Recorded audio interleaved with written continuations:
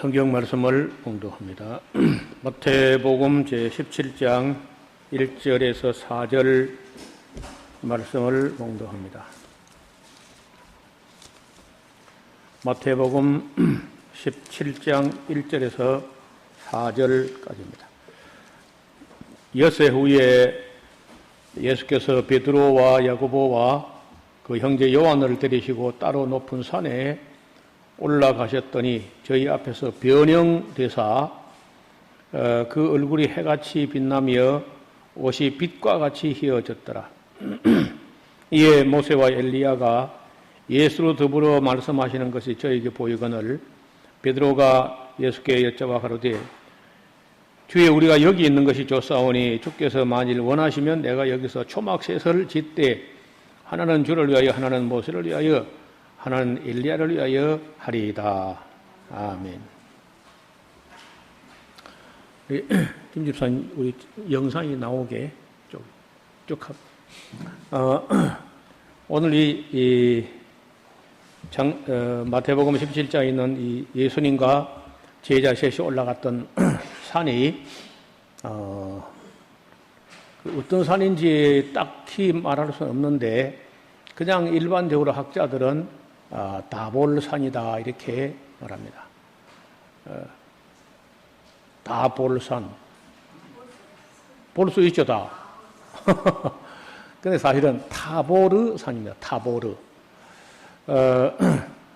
그리 큰 산은 아니지만은 꽤 유명한 산으로 인식되고 있습니다. 왜냐하면 이스라엘 땅에 그리 이 괄목할 만한 그런 산이 별로 없어요.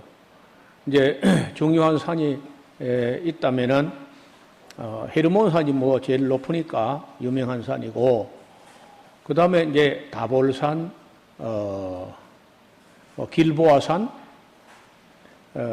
헤보론 산지 이런 정도 산이 있고, 우리나라처럼 이렇게 막 산악지대가 웅장하게 이렇게 별로 없어요. 그래서 이 산은 아주 유명한 그런 산인데 높이는 한 600m 채 안 되는 한 588m 정도 되지만은 따로 이렇게 오뚝 솟아 있어요.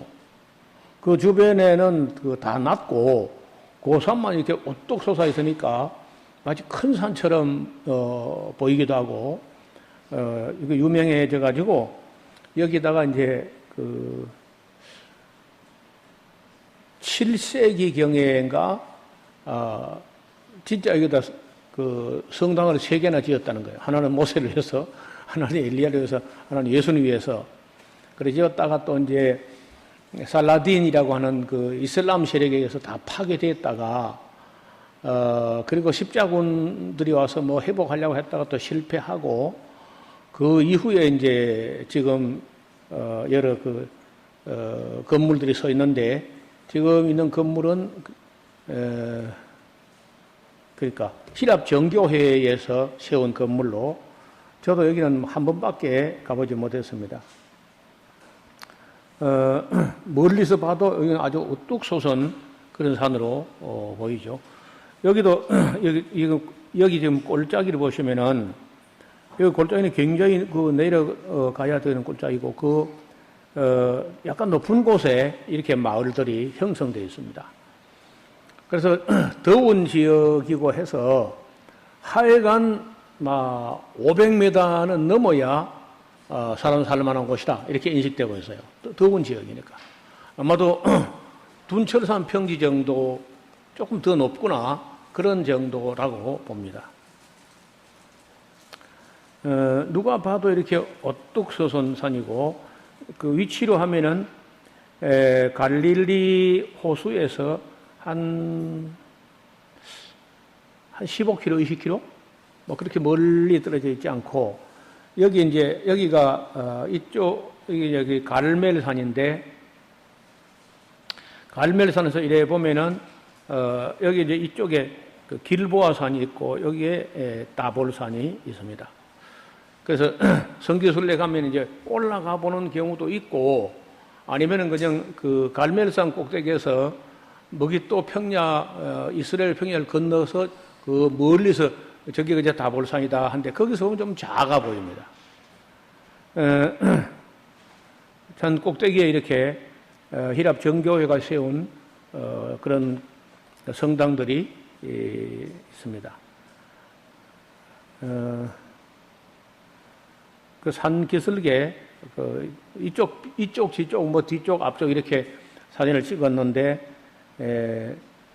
여기가 이제 길보아 산이고 여기가 모래산이라는 산이고 여기가 다볼산 이렇게 하나, 둘, 세 개가 나란히 그렇게 보입니다. 이게 이제 그 갈멜산 꼭대기에서 볼 때 이렇게 보여요. 너무 멀기 때문에 뚜렷하게 안 보이고 희미하게나마 이렇게 볼 수 있습니다. 이 평지가 무기또 평야 혹은 이스르엘 평야라는데 얼마나 땅이 비옥한지 기름이 그냥 땅에서 기름이 잘잘 흐르는 것 같아요. 새카만 흙이. 그래서 여기는 정말 곡창지대. 우리나라로 말하면 뭐 김제 만경평야 아니면 김해평야 이런 것처럼 이스라엘에서는 아주 하나님 복 주시는 땅입니다. 반면에 이스라엘 백성이 말 안 들으면은 여기서 전쟁이 터져요. 왜 여기 전쟁이 터지냐면 여기 곡식 창고가 여기 있으니까 일단 외국 군대가 오면 군량미부터 확보해야 되니까 가져오면 힘들잖아요. 그래서 식량 창고 있는 데 가가지고 그것을 이제 그걸 차지해가지고 전쟁을 시작하니까 걸핏하면 전쟁이 나는 것이고 마지막 전쟁 그 유명한 아마겟돈도 그 아마겟돈이란 말이 이제 좀 그 음력되면서 이상하게 되는데 원래는 그 원 발음은 하르무기또가 어떻게 해가지고 음력을 하다 보니까 아마겟돈이 된 거예요. 하르무기또, 하마겟도 이렇게 된 거예요. 우리가 지금 여기 있는 거 여기 갈멜산이고 갈멜산도 뭐 그렇게 높지는 않습니다. 그래서 이제 그 갈멜산도 그 주변에는 거의 평지고 높은 곳에 내려다 보면 이게 들이 아주 비옥한 들이 보입니다. 자, 그래서 거기를 올라갔는데 예수님께서 저희 앞에서 변형되셨다는 거예요. 변형대사. 자, 우리도 이제 만약에 예수님 오실 때쯤에 휴고될 때 우리가 살아있는 입장이라면은 이렇게 순식간에 호련히 순식간에 변화됩니다. 예수님도 이제 변화되는 모습으로 나타나는데 저희 앞에서 변형되사 그 얼굴이 해같이 빛나며 옷이 빛과 같이 희어졌더라. 그러니까 얼굴은 해같고 옷도 빛처럼 그렇게 찬란하게 비치는데 모세와 엘리야가 나타나고 예수님과 더불어서 말씀하시는 것이 베드로, 요한, 야고보 이 세 사람에게 보인 겁니다. 베드로가 사절에 보면 베드로가 여짜와 가로되 주여 우리가 여기 있는 것이 좋사오니 주께서 만일 원하시면 내가 여기서 초막세서를 지을 때 하나는 주를 위하여 하나는 모세를 위하여 하나는 엘리야를 위하여 하리다. 참 적극적이죠. 베드로는 분위기가 어색하거나 당황하면 일단 무슨 말을 해요. 그 말이 뭐 맞든지 틀리든지 상관없이 일단 말을 합니다. 근데 그 맞는 경우는 거의 없고 대개는 엉뚱한 소리거나 쓸데없는 소리거나 딱 한 번 딱 맞는 말 하는데 그게 이제 지난번에 봤지 않습니까? 주는 그리스도시요 살아계신 하나님의 아들이시네. 그거 한 번 딱 맞았고 나머지는 되게 엉뚱한 소리야. 가끔 또 꾸지람을 듣기도 하는데 뭐 그렇다고 예수님께서 그 베드로를 뭐 심하게 책망하거나 그렇잖아요. 왜냐 악의가 없으니까. 범사에 적극적이라는 거예요. 그런 실수를 하고 또 뭐 실언을 해도 그 때문에 뭐 주눅 들거나 뭐 그런 것도 없어요. 지나가면 또 그만이야 그냥.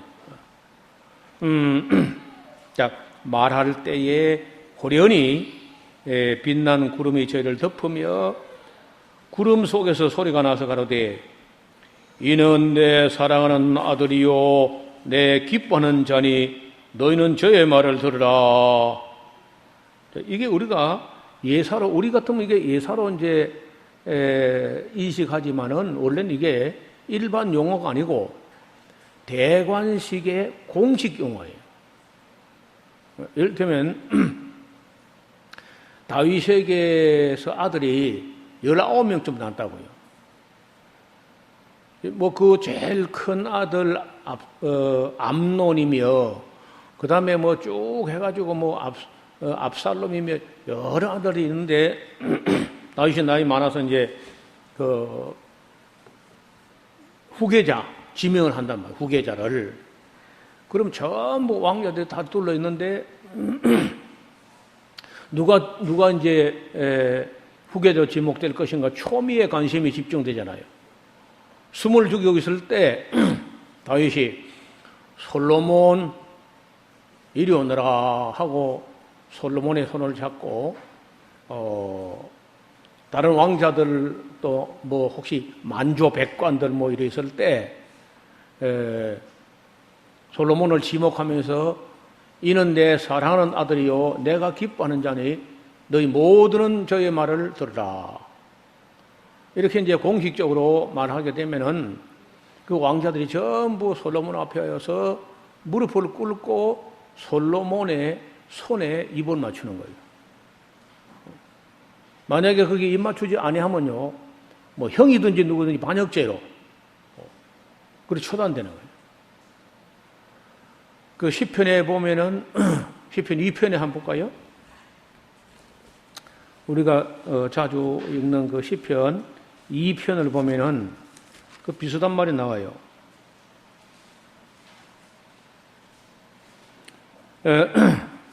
이편 어찌하여 열방들이 분노하며 민족들이 허사를 경영하는고 세상의 군왕들이 나서며 관원들이 서로 꾀하여 여호와와 그 기름 받은 자를 대적하여 우리가 그 맨 것을 끊고 그 결박을 벗어버리자 하도다.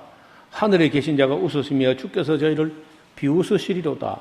그때 분을 바라며 진노하사 저희를 놀라 이르시기를 내가 나의 왕을 내 거룩한 산 시온에 세웠다 하시리로다. 내가 영을 전하노라. 여호와께서 내게 이르시되 너는 내 아들이라. 오늘날 내가 너를 낳았도다.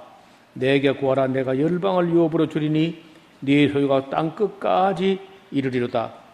네가 철장으로 저희를 깨뜨리며 질버릇같이 부수리라 하시도다. 그런즉 군왕들아 지혜를 얻으며 세상의 관원들아 교훈을 받을지어다. 여호와를 경외함으로 섬기고 떨며 즐거워할지어다. 그 아들에게 입 맞추라. 그렇지 아니하면 진노하심으로 너희가 길에서 망하리니 그 진노가 급하심이라. 여호와를 의지한 자는 다 복이 있도다. 이 이제 내용도 예수님이 하나님의 후사, 하나님의 후계자 왕으로 지목되는 장면을 이렇게 노래했다는 겁니다. 그래서 그 아들에게 입 맞추라 12절에 마치 이제 솔로몬의 형님들, 동생들 할 것 없이 다 솔로몬의 손에 입을 맞춰야 되는 것처럼 누구든지 그 예수님께 입 맞추지 않는 사람들은 전부 다 반역죄로 처단되는 거죠. 그래서 그 이스라엘 사람들이 항상 이스라엘 사람들 머리에 가장 위대한 분은 모세라고 인식이 되는 겁니다. 모세 이후에 또 뭐 위대한 인물로 하면은 엘리야가 늘 의식 속에 어른거리고 있어요. 그 모세, 엘리야 이게 최고로 존경하는 인물인데 비교를 해보는 거죠. 예수님이 훌륭하기는 해도 모세만 하겠나? 예수님이 뭐 능력이 나타나는 건 사실인데 엘리야하고 누가 세냐? 뭐 이런 식으로 이제 인식을 할 때 구름 속에서 모세도 아니고 엘리야도 아니고 예수님이 하나님의 아들이다. 그런 뜻이에요. 그래서 이제 예수님이 영으로 하면은 원래 하나님의 아들이고 육체로 하면은 다윗의 자손으로 목수의 아들 왔지만은 그 다윗의 자손 왕통으로 내려와서 왕이 되는 겁니다. 그래서 이 왕권을 수여받는 겁니다. 왕권. 지난번에 우리가 16장 끝에 28절에 진실로 너희에게 이르노니 여기 섰는 사람 중에 죽기 전에 인자가 왕권을 가지고 오는 것을 볼 자들도 있느니라. 이렇게 말씀하신 것의 성취가 이 사건이에요. 이게 따로가 아니고, 이렇게 왕권을 여기 섰는 사람들 하면은 사도들이죠. 제자들 중에 다는 아니고 몇 사람이라도 죽기 전에 예수님께서 인자가 사람의 아들, 다윗의 아들, 사람의 아들 다윗의 자손 인성 예수님이 왕권을 가지고 오는 것을 볼 자들도 있느니라 하시고 그 말씀의 성취로 17장 베나선 사건의 왕권이 이렇게 수여됐다는 걸 보여준다는 겁니다. 많은 사람들이 이 16장 28절을 예수님 재림인 줄 알고 자꾸 질문해요. 재림이 아닙니다. 초림 때 십자가 지시기 전에 예수님이 유대인의 왕이다 하는 겁니다. 왕이다. 아무도 인정하지 않지만은 하나님이 인정했고 아무도 모르지만은 제자 셋은 알게 된 거예요. 그날. 그리고 이것을 마태복음에 기록을 했다는 것은 아마도 베드로나 요한과 야고보가 그 사실을 마태에게 이야기를 했겠죠. 그러니까 마태가 이걸 써서 오늘날은 예수님이 왕이시다 하는 게 온 천하 만민에게 다 알게 된 거죠. 제자들이 듣고 엎드려 심히 두려워하니 예수께서 나와 저에게 손을 대시며 가라사대 일어나라 두려워 말라 하신대 제자들이 눈을 들고 보매 오직 예수 외에는 아무도 보이지 아니하더라. 다시는 이제 모세가 세냐 엘리야가 세냐 예수님 세냐 그런 소리 하면 안 돼. 이제 오직 예수님만 보여야 돼. 그리고 이제 저희가 산에서 내려올 때에 예수께서 명하여 가라사대 인자가 죽은 자 가운데서 살아나기 전에는 본 것을 아무에게도 이르지 말라 하시니 제자들이 묻자와 가로되 그러면 어찌하여 서기관들이 엘리야가 먼저 와야 하리라 하나이까. 그러니까 유대교 지도자들 바리새인들 서기관들 중에서도 뭐 성경을 좀 아는 사람들은 언약의 사자 예수님이 오기 전에 먼저 선자 엘리야를 하나님 보내신다. 이게 말라기에 있는 그 언약의 내용인데 그걸 알고 있었던 거예요. 그래서 제자들도 이제 우리가 배우기로는 메시아보다 엘리야가 먼저 왔는데 엘리야는 오고 왜 안 오냐 하니까 예수님께서 엘리야가 왔지. 왔는데 사람은 엘리야를 인식 못하고 막 지멋대로 한 거야. 그래 이제 그 말 하니까 세례 요한이다 이렇게 이제 인식을 합니다. 11절 예수께서 대답하여 가라사대 그래 엘리야가 과연 먼저 와서 모든 일을 회복하지. 내가 너에게 말하노니 엘리야가 이미 왔는데 사람들이 알지 못하고 임의로 대우한 거야. 인자도 이와 같이 그들에게 고난을 받을 것이다 하시니 그제야 제자들이 예수의 하신 말씀하신 것이 세례 요한인 줄로 깨달았다. 이래 이제 하나씩 이제 깨달아가는 거예요. 아주 중요한 대목이거든요. 그리고 이제 저희가 무리에게 이름에 한 사람이 예수께 와서 꿇어 엎드려 그러되 주여 내 아들을 불쌍히 여기소서 저희가 간질로 심히 고생하여 자주 불에도 넘어지고 물에도 넘어지는지라 내가 주의 제자들에게 데리고 왔으나 능히 고치지 못하더이다. 그 제자들은 베드로 요한 야고보는 이제 예수님과 함께 올라갔었고 나머지 제자들이 산 아래에 있을 때 소문을 듣고 그 간질병 앓는 그런 아들을 데려왔다는 거죠. 이 간질이라는 게 셀레니아 조메노스라는 이거 어려운 발음인데 헬라어로 셀레니아 조메노스라는 말이 무슨 말이냐? 달의 영향을 받는다. 이런 그 직역을 해요. 달의 영향을 받는다는 그런 그 말의 뜻은 그렇습니다. 셀레니아 조메노스라는 말 자체가 달의 영향을 받아서 이상한 발작이 일어난다. 이렇게 인식을 하고 이름을 그렇게 붙인 거예요. 글쎄, 이제 이를테면 거의 한 달에 한 번씩 막 정기적으로 이런 발작이 일어나기 때문에 그렇게 말한 거 아니냐. 지금 현재 우리 교회는 지금 이 간지를 앓는 분이 내가 아는 데는 없습니다만은 전에는 교회 심호할 때 꼭 그런 사람이 한두 사람 있었어요. 그런데 우리나라에 지금 현재 이 간질 환자가 어느 정도 많으냐면요, 600명당 1명 있습니다. 꽤 많은 겁니다. 그래서 그 정도가 이제 심한 사람도 있고, 뭐 아주 가볍게 조금 이렇게 몸부림을 치다가 그냥 또 그냥 돌아온 사람도 있고, 여러 이제 그 가지인데, 여기 나오는 케이스는 불에 보면 들어가고 물에 보면 또 들어가요. 저 고향 마을 여기 산청군 금은섬의 수천리에 그 성을 주자라고 쓰는 주씨 가문에 그 동네 사람이 아니고 딴 데서 이사를 온 가정이에요. 거기에 이제 남자가 그때 우리가 봐도 뭐 30살에서 한 40살 그 사이가 됐는데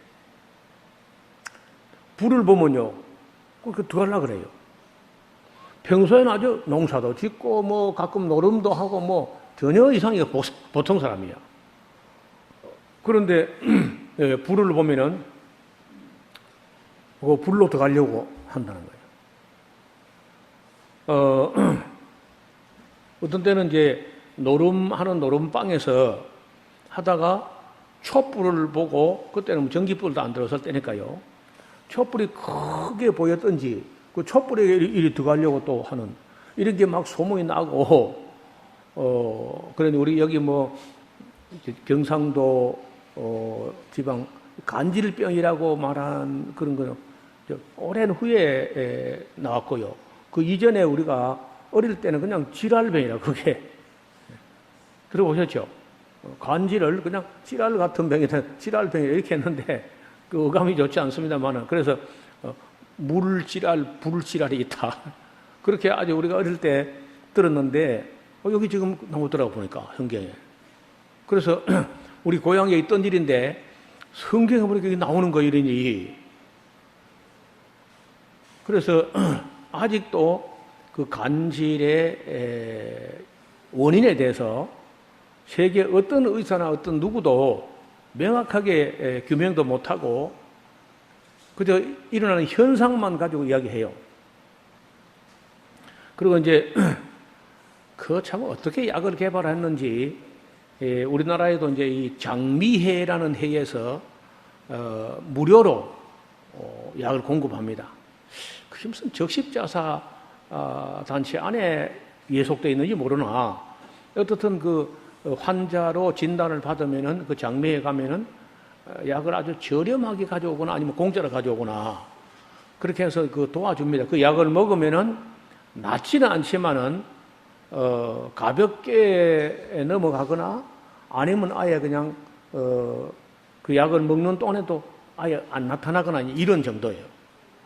그 약을 어떻게 개발했는지 그 약에 대해서 뭐 제가 오랫동안 간질 앓는 사람들 지켜보고 했거든요.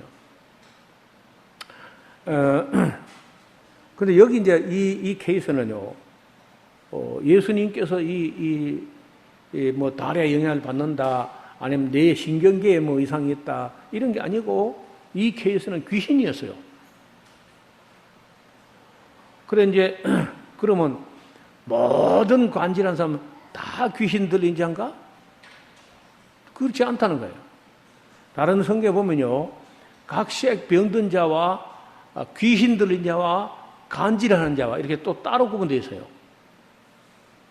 귀신 들린 자 따로, 간질하는 자 따로 이렇게 구분되어서 말하는 데도 있다고요. 그래서 저도 이 문제에 대해서는 참 어렵고, 저 곁에 간질하는 사람이 몇 사람이 있었는데, 컨디션이 좋고 건강 상태 좋을 때는 가볍게 하거나 안 나타나거나 넘어가요. 근데 너무 피곤하거나 정서적으로 너무 힘들거나 하면은 그 나타납니다. 제가 원주에 있을 때는 한 분이 남자분인데 심하게 해요. 그래서 막 아주 경련을 일으키다가 거품을 내물고 하다가 몸이 장작개비처럼 빳빳하게 굳어서 누가 봐도 죽는 것 같아요. 근데 가족들은 자주 보는 일이어서 그냥 한 달에 한 번 정도 이렇게 보는 일이어서 그냥 이불만 덮어주고 괜찮다고 이렇게 하는데 제가 처음 그걸 볼 때는요 굉장히 당황해요. 아주. 그래서 간질병 귀신을 이제 쫓아내보지도 못했고 또 제가 볼 때 귀신 들린 것 같지도 않고 그렇지 않을 때는요 지극히 정상이에요. 그래서 참 고민이었는데 여기 성경에는 두 가지 간질하는 자들과 귀신 들린 자 따로 구분하기도 하고 또 요 경우는 간질하는데 귀신이 나가서 회복되는 장면이 나옵니다. 그래서 내가 주의 제자들에게 데리고 왔으나 능히 고치지 못하더이다. 예수께서 대답하여 그러되 믿음이 없고 패역한 세대여 내가 얼마나 너희와 함께 있으며 얼마나 너희를 참으리요. 그를 이리 데려오라 하시다. 예수께서 꾸짖으시니 귀신이 나가고 아이가 그때부터 나았다고 되어 있어요. 그래서 이 케이스는 누가 봐도 이제 귀신 들려서 간질이 나타나는 거예요. 귀신 들려서. 그리고 불을 보면 들어가려고 하는 거, 또 물을 보면 들어가려고 하는 거, 그거 이제 자살 충동 같은 건데 본인 의지하고 상관없이 그 사람의 의지까지도 심지어 죽이려고 하는 데까지 밀고 가는 걸 귀신 같은 거죠. 그런가 하면은 제가 이제 사천에 있을 때 거기는 이제 여자분이 하나는 처녀고 하나는 부인인데 둘 다 간질을 해요. 그런데 그 여자분 집사님이라고 하는 분도 귀신일 수 있을 것 같아요. 왜냐하면은 새벽기도 나오시는 분인데 새벽기도 나오는 길에 걸어서 오다가 교회까지가 한 1km는 다 안 되고 한 600-700m 좀 되는데 그 오다가 길에 걸어오다가 하고 이성을 잃어버리면요 자기도 모르게 돌아와서 집으로 가고 있어요. 집으로 가는 거예요. 새벽기도 나오는데 못 나오게 하고 그 발작이 나면서 싹 돌아서 집으로 갔. 그 동안에 이제 일정 기간 동안에 자기는 무슨 일이 있는지 몰라요. 그리고 근데 하나는 처녀인데 그 처녀는 참 이상하게 그게 시작됩니다. 사천이라는 시골에서 그 아마 초등학생 좀 되는 그 여학생을 데리고 진주 시대로 왔는데 그때는 우리나라 국민들 수준이 좀 그래서 건널목이 아는데도 건너가고 신호가 있거나 말거나 길을 막 건너가고 이래 하다가 그걸 무단횡단이라 하잖아요. 무단횡단 하다가 아이가 너무 어리니까 그냥 그래서 경찰에 딱 붙잡혔어요. 딱 걸린 거예요. 그냥 무단횡단 하다가 그래 잡혀가지고 이제 이렇게 바로 그 뒤에 이제 아빠가 와서 왜 이렇게 하니까 왜요 하니까 경찰이 그 어른을 보고 당신 딸이요 했는데 그러니까 이 시골 여자아이가 경찰에 붙잡으면 우리나라 사람들이 경찰하면 겁내잖아요. 붙잡혔는데 아빠가 그래 제 딸입니다 이렇게 할 줄 알았는데 내 딸 아니라 그래 버렸어요.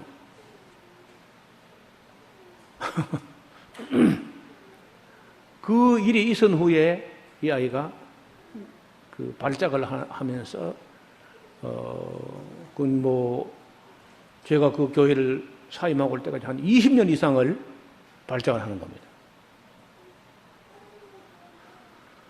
그래서 그 어린 아이가 경찰에 붙달렸을 때 얼마나 겁나가지고 아빠가 자기를 구원해 줄 줄 알았는데 아빠가 내 딸 아니다 해버리니까 그 충격에 그냥 그 사이에 그 귀신이 들어갔는지 어떻게 됐는지 아이가 그날부터 이제 간질하기 시작했다.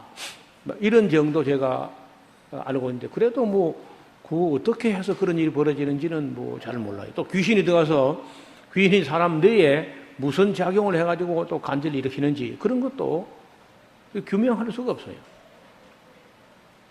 그러니까 여기 지금 예수님 케이스는 그 변화산에서 내려올 때 그 간질하는 귀신이 나가니까 아이가 고쳐졌다는 겁니다. 이때 제자들이 종용이 예수께 나와 가로되 우리는 어찌하여 쫓아내지 못하나이까. 제자들도 그런 환자가 있을 때 귀신을 쫓아내거나 해가지고 간질을 고칠 수 있었으면 좋았을 텐데 예수님 하는데 자기들은 못했거든요. 여기는 안 나오지만 누가복음에 보면은 이 12제자뿐 아니라 70인 제자까지도 파송돼 가지고 전국을 한번 전도하고 왔는데 그때 그 보고를 보면은 우리가 주의 이름으로 나갔더니 귀신들도 우리에게 항복하더이다. 이렇게 보고를 하고 예수님께서 귀신들은 너희가 항복하는 그걸 가지고 기뻐할 게 아니라 너희 이름이 하늘에 기록된 것으로 기뻐하라.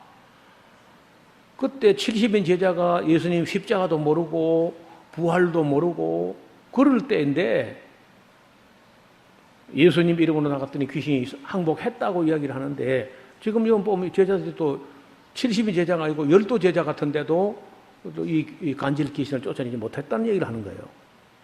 그런데 예수님 대답은 또 더 우리 놀라게 하는데 너희 믿음이 적어 그래. 너희 믿음이 적어서. 20절 가라사대 너희 믿음이 적은 영혼이라 진실로 너희에게 이르노니 너희가 만일 믿음이 한 겨자씨만큼만 있으면 이 산을 명하여 여기서 저기로 옮기라 해도 옮길 것이요 또 너희가 못할 것이 없으리라. 그럼 이런 말씀 들으면 그럼 우리도 믿음 없는 거 아닌가? 그런 생각이 드는 거예요. 참 우리도 믿음 없는 것 같다.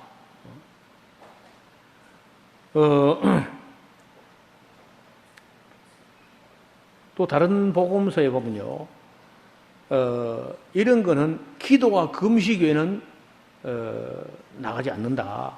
예수님께서 이렇게 말씀한 적도 있어요.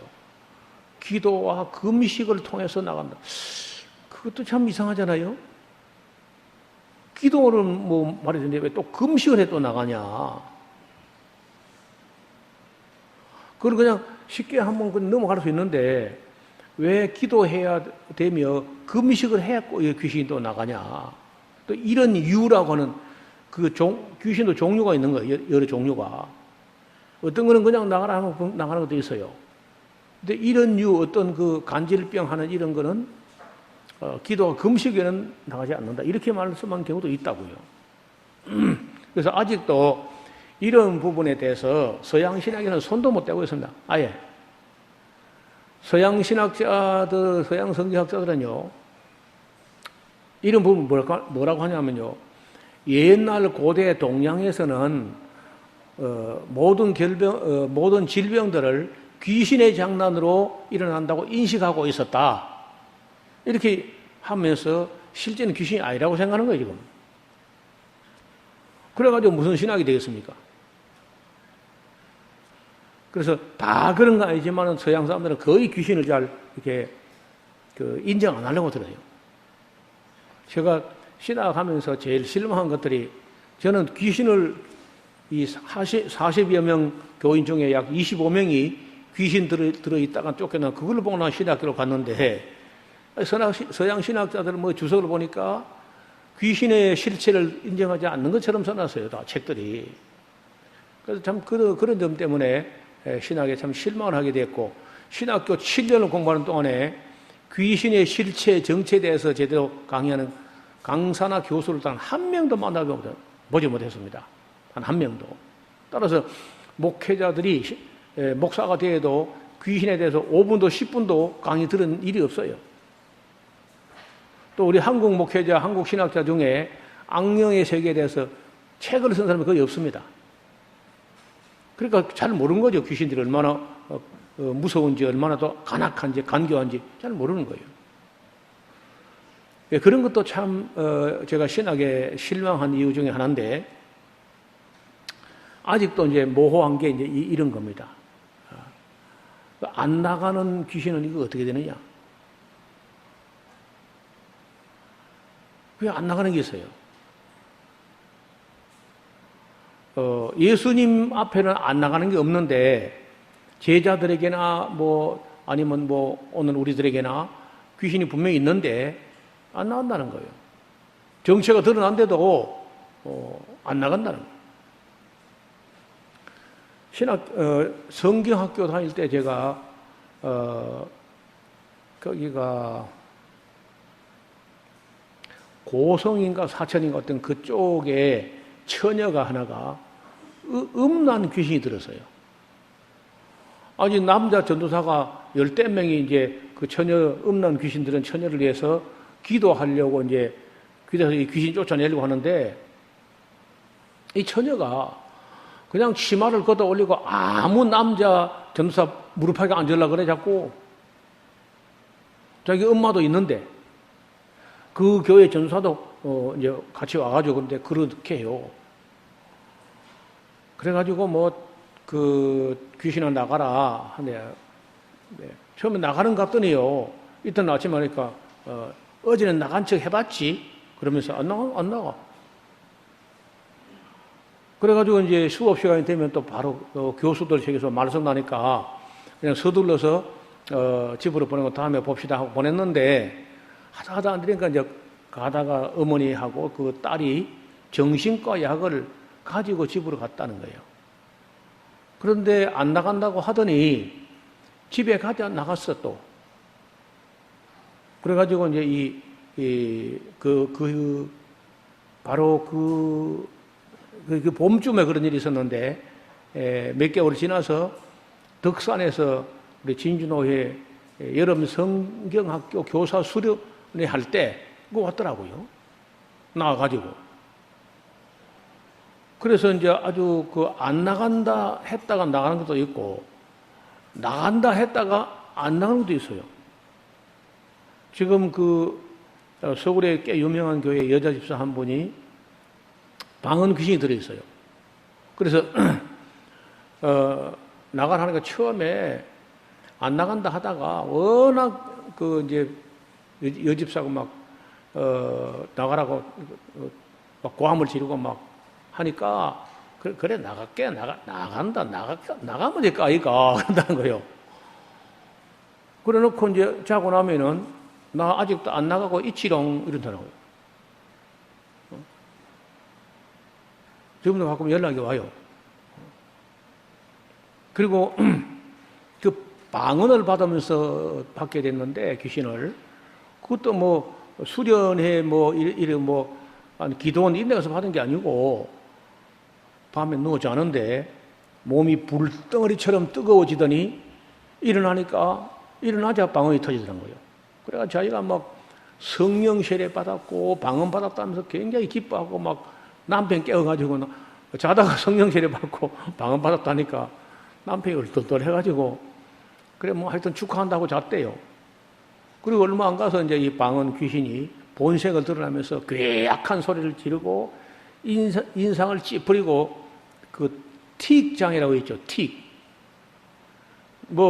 눈을 찡긋 한다든지 목고개를 또 이렇게 한다든지 본인이 상관없이 신체가 움직이거나 이렇게 하는 걸 틱장애를 하는데 그게 나타나는 거예요. 그래가지고 에스라우스를 알고 있는 어떤 다른 집사님이 그 여집사를 대동해서 동반해가지고 성경 강좌 와서 참여하고 이제 방언하는 귀신이 악령이다. 방언 성령이 아니고 귀신이라는 걸 인식을 하고 대적을 하니까 정체는 드러나는데 안 나간다는 거예요. 약간 정신이 어리해가지고 그런 상태예요. 의식이 개운하지가 않은 거예요. 그래서 이제 뭐 마음 약한 특히 여성들 자는데 이거 뭐 기도원 가서 뭐 혼을 빼거나 막 북을 치거나 이래 한 게 아니고 자는데 그래 덮치면 어떡해? 그래서 우리가 정말 잠잘 때 지켜주옵소서 기도할 필요가 있는 것 같습니다. 잠잘 때 악령들이 사람 보면요 완전히 깨어 있을 때는 잘 안 들어갈 수 있고 완전히 잠 속에 들어가 버리면 안 들어가는 것 같은데 그 잠도 아니고 깬 것도 아니고 그 비몽사몽 고를 때 틈을 타요. 그래서 이런 거 뭐 아직도 그 잠이라는 게 또 뭐지? 그 잠 속에 들어갔을 때 뭐 들어가는 건 많지 않은 거예요. 그래서 뭐 사실 불면증이나 우울증이나 의처증이나 공황장애나 뭐 여러 가지 이제 정신 현상이 있는데 그것 자체가 벌써 이미 악령이 들어가 있어가지고 시작된 거 아니냐. 그래 보면은 우리 주변에 정신 온전한 사람이 많지 않습니다. 다 무슨 문제가 있어요. 그리고 옛날에 우리가 듣기는 뭐 귀신들은 예수님 이름만 들으면 막 그 주랭랑 친다 뭐 이렇게 듣고 배우는데 어림도 없습니다. 요즘 귀신은 그래 뻔뻔스럽습니다. 얼마나 뻔뻔스러냐? 교회 가라 그래요. 귀신이요. 귀신이 교회를 갖고 노는지 교회 가라. 예수 믿으라. 심지어 새벽 기도 가라. 그리고 방언을 받아라. 교회 가고 예수 믿고 새벽 기도 가고 방언 받으면 끝나는 거예요. 여러분 지난번에 마산 샤론 교회 있을 때 이현석 목사 부인이 그랬다 자는데 새벽 기도 깨어가지고 새벽에 가서 기도 시작할 때 방언이 터지면서 이거 알고 보니까 귀신 방언이야 그게. 자 이렇게 악령들은 뭐 예수님 오시기 전에는 모세부터 말라기까지 어떤 예언자도 귀신을 쫓아내거나 하는 일이 없었습니다. 단 한 건도. 그런데 예수님 오시자마자 제일 먼저 드러난 게 귀신들이 사람을 속이다가 다 드러나요. 그냥 다. 그런데 놀랍게도 세월이 지나면서 신학이 서양으로 건너가면서 이 귀신을 쫓아내는 것들이 흐지부지 돼버렸어요. 그래도 이제 유럽이나 미국에도 귀신에 대해서 연구하는 사람이 통 없는 거 아닙니다. 한 지구상에서 지난 2000년 동안에 악령에 대해서 좀 집중적으로 연구한 사람은 한 10명 정도 되는 것 같아요. 10명 정도.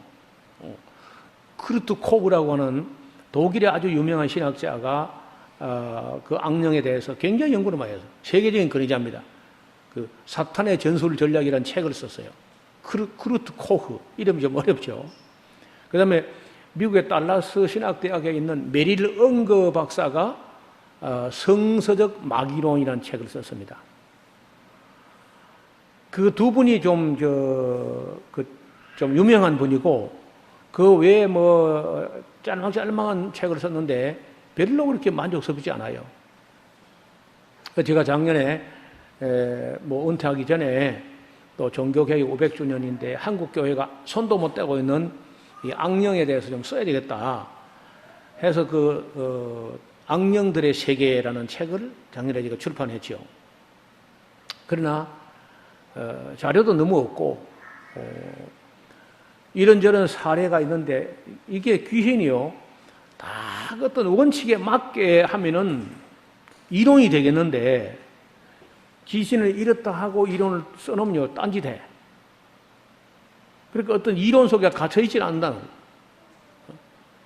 천의 얼굴과 만 가지 이름을 갖고 하기 때문에 어떤 이론을 써도 그 이론이 다 안 맞을 수 있어요. 그래서 신학적으로 마귀론이라는 그런 마귀론 그러니까 메릴 엉거는 성서적 마귀론 비블리칼 데모놀로지 이렇게 마귀론이라는 그분 한 번만 썼어요.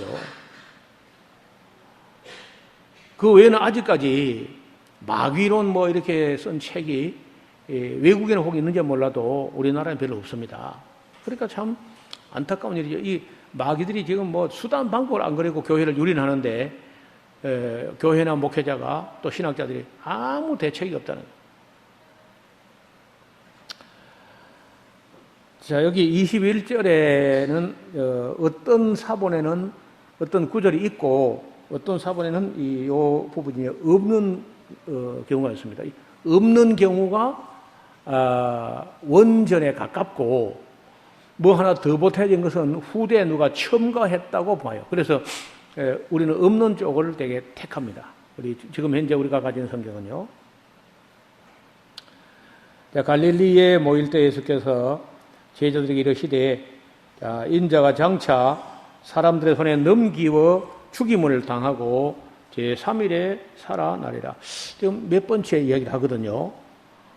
제자들은 아마 처음에 이런 말 들었을 때 우리 보고도 죽을 각오를 하라시는가 보다 예루살렘이 이번에 큰 거사를 행할 때 만만치 않은가 보다 이런 정도로 인식했던 것 같아요. 몇 번 제가 공식적으로 예수님께서 순환에 대한 이야기를 베드로의 신앙 고백이 있은 이후에 3번을 말씀하신 걸로 알고 있어요. 3번을. 제자들이 이 말들 듣고 심히 근심하더니 가버나움에 이르렀을 때 반세계를 받는 자들이 베드로에게 나와 가로되 너의 선생이 반세계를 내지 아니하느냐 가로되 내신다 하고 집에 들어가니 예수께서 먼저 가라사대 시몬아 네 생각은 어떠냐 세상 임금들이 네게 관세와 정세를 받느냐 자기 아들에게냐 타인에게냐 베드로가 가로되 타인에게니이다. 예수께서 가라사대 그러하면 아들은 세를 면하지 않겠느냐. 예수님께서 베드로의 신앙 고백이 뭐냐면요 하나님의 아들 그리스도시요 하나님의 아들이시다. 그 아들이면 성전에서 안 내도 안 되겠나? 그 왕들이 뭐 자기 아들에게 세금 받나? 이렇게 이제 예수님께서 알듯 말듯한 말씀을 하신 거예요. 그러나 우리가 저희를 오해케 하지 않기 위하여 네가 바다에 가서 낚시를 던져 먼저 오르는 고기를 가져 입을 열면 돈 1세겔을 얻을 것이니 가져다가 나와 너를 위해서 주라 하시니라. 그래 실제로 그래 했는지 그건 모르겠어요. 실제로 베드로가 그 말 듣고 가서 바다까지 가서 낚시를 던져가지고 고기가 올라왔는데 그 입에 1세겔짜리가 들어있었는가? 1세겔이 1세겔 정도가 그 장정 나흘 분 일삭시입니다. 요새 뭐 일반 노동자 하루 품삯을 한 10만 원 보면은 1세겔 한 40만 원 되는 거예요. 40만 원. 그리고 반세겔이면 한 20만 원 되는 겁니다. 이게 이제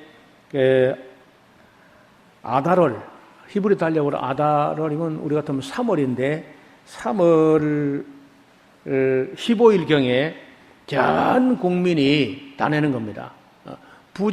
부자라고 더 내지도 말고 가난한 자라고 덜 내지도 말고 그렇게 우리 돈으로 한 이틀 분 정도의 품삯을 성전세로 내는 거예요.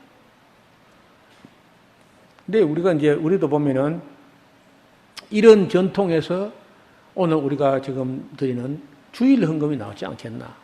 그러니까 주일 헌금 우리가 많이 내지도 못하고 보통 뭐 10,000원 정도 이렇게 10,000원, 5,000원, 뭐 어떤 분은 1,000원, 어떤 분은 100원짜리 동전 한 개 뭐 또 이렇게 내는 모양들 보니까 우리 교회는 뭐 모르겠는데 지금도 시골 할머니 있고 주일 헌금 100원짜리 동전 한 개 내는 분이 있어요. 시골에 가면은. 그러니까 원래 이제 그 반세겔이라고 하는 것은 예를 우리가 건물이라는 것은 지어놓고 사용하다 보면은 이게 그 영선비가 들어간다고 수리비가. 그래서 그걸 이제 꾸준히 모아서 수리하고 그 구약 성경 보면 그런 걸 다 모았다가 미장하고 목소리에 줘가지고 수리 좀 하게 하라 이런 대목이 나온다고요. 그래서 뚜렷이 우리가 뭐 주일 헌금을 왜 정했는지는 모르지만은 제가 의미를 부여하자면은 그렇게 모아가지고 따로 이제 그 부분은 관리부로 들어가가지고 주일 헌금 부분은 관리부로 들어가가지고 관리부에서 우리 뭐 시설 보안이나 수리나 영선이나 이런 데서 오는 게 맞지 않느냐. 또 우리가 연복교회를 한 거는 또 연보는 사회부로 가서 어려운 사람 돕는 게 이제 옳지 않느냐. 이렇게 이제 해석할 수 있겠죠. 예, 벌써 시간이 많이 흘렀습니다. 18장도 중요한 장인데 다음 시간에 보겠습니다. 하나님 아버지, 오늘 주님께서 제자들로 더불어서 변화산에 올라가서 정말 엿새 전에 말씀하신 대로 왕권을 가지고 오는 장면을 우리에게 보여주셨습니다. 하나님께서 예수님을 사랑하는 아들이요 기뻐하는 자라 하시고 너희는 저의 말을 들으라 하시는 음성을 제자들이 듣고 우리에게 전했습니다. 만왕의 왕이시며 만주의 주가 되시는 주님만이 우리의 왕이고 우리의 영원한 임금인 줄 믿습니다. 항상 우리가 여러 사람 말이 있지만은 주님 말을 따라가는 주의 백성들을 되게 하여 주옵소서. 예수님 이름으로 기도하옵나이다. 아멘.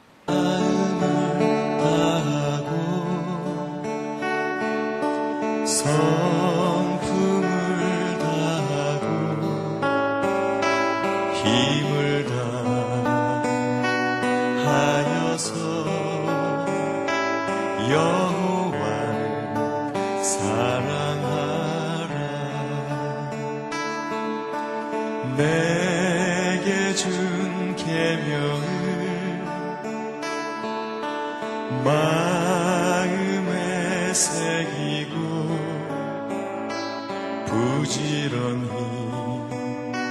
부지런히 이웃에게 전하여라. 그러면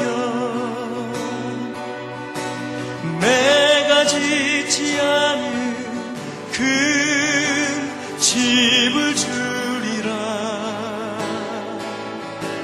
내가 심지 않은 과실을 먹게 하리라.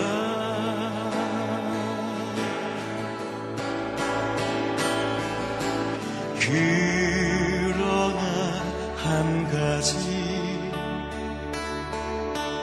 잊지는 말아라. 죄인 된 우리를 구원하신 여호와